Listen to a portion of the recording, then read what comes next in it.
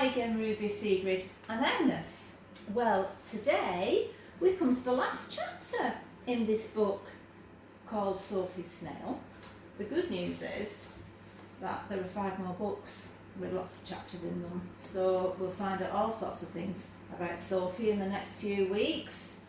Now, I've got a nice picture of Sophie here to start the story. You might not be too sure where she is. I can let you into a clue. It's in the garden, and she's inside what looks like, well, I think it's a shed, but we'll find out in the story. Okay. It was September, and the twins, Mark and Matthew, had just gone back to school. Next term, Sophie would be going too. She thought about this and wondered if she would like it. There would be some good things and some bad things about going to school. The bad things would be having to wear school uniform, having to meet Dawn again, for Dawn was starting in school at the same time, and maybe having to meet other strange children who perhaps were as unfriendly as Dawn. Having to meet strange grown-ups, the teachers might not be very nice. Matthew and Mark said that they weren't nice, but you can never tell with them. Having to eat school lunches, especially pilchards in tomato sauce, which is what Mark and Matthew said you had to eat every day at school. The good things, though, thought Sophie, would be not having to help wash up the breakfast things at home with Mummy anymore. Being with her brothers in term time, obviously she hadn't realised that when she was at school they might be in a different class and might not take any notice of her. Drinking morning milk, she'd like that because Mum said at home, if you're thirsty, have a drink of water. But Sophie knew at school you were encouraged to drink your morning milk, and she liked milk, if you remember, and that was why in the future she's going to have a cow called Blossom. And sometimes there are extra bottles of milk if children were away, so she might have extra milk as well. Doing judo. Sophie fancied throwing someone down, playing judo. Farming lessons. You went to school, Sophie knew, to be taught things for when you were grown up. They would say, and what are you going to be when you're grown up? And she'd say, a farmer. And then they'd give her farming lessons.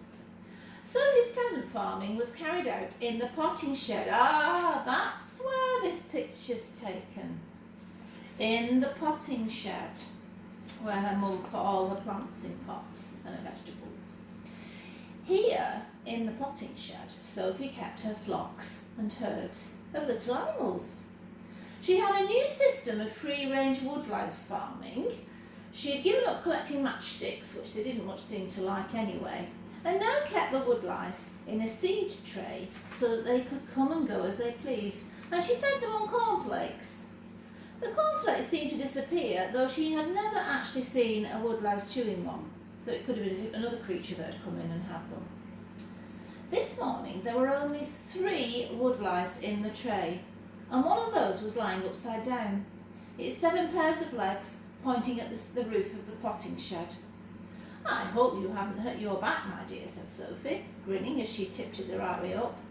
She dropped a couple of cornflakes into the tray and said, I wonder where the rest of the herd has got to. And there you are, you can see the 3 woodlice on the floor in the potting shed. On a country holiday once, Sophie had seen a farmer calling in his dairy herd for milking. Cow, cow, cow, he had shouted, and the big black and white animals had all started walking across the field towards him. And I bet you know what Morfar calls for the cows, doesn't he? Say something like coosara, coosara, coosara, something like that. You can correct me if I'm wrong. Louse, louse, louse, Sophie shouted, but no louse came, so she ate the rest of the cornflakes herself. She went on to inspect the rest of her stock of animals in their various pens on an old table in the shed. First there was a shoe box. On it was written centipedes. There were 2 in it, one dark and large and one small and ginger. Sophie was planning to increase the size of this flock, but wild centipedes were quite difficult animals to catch, so quickly did they scuttle. Sorry, Grandma got it wrong there. She was not sure what they ate and was trying them with biscuit crumbs. "These shouldn't upset you, my dear," she said. "They're digestive biscuits." That's a joke that Mummy might get. Grandad understands because he likes digestive biscuits, as does your daddy. Next, there was an old cake tin full of soil and earthworms. Earthworms ate earth. Sophie knew that, so there were no problems in feeding them. She was only really interested in the largest worms and measured her captures with an old wooden ruler. This was difficult because it takes 2 people to stretch it, and she needed Matthew or Mark to hold one end. Her record to date was a giant worm of 15 centimetres. Maybe you could catch a worm that's even longer than that, Ruby or Sigrid. Beyond the worm tin was another shoebox marked earwigs. Earwig keeping was a branch of Sophie's farming that she'd only recently just taken up, thanks to her great-great-aunt Alice. Do you remember her? There we've got a little picture of some earwigs at the bottom. I don't know who's drawn those, not Grandma. Before Aunt Al's visit, Sophie had been wary of these dangerous-looking beasts with their crescent-shaped nippers. "They bite," she had said. "Oh, load of rubbish," Aunt Al said. "No good being scared of animals if you're going to be a farmer, Sophie. Go and catch one and bring it here."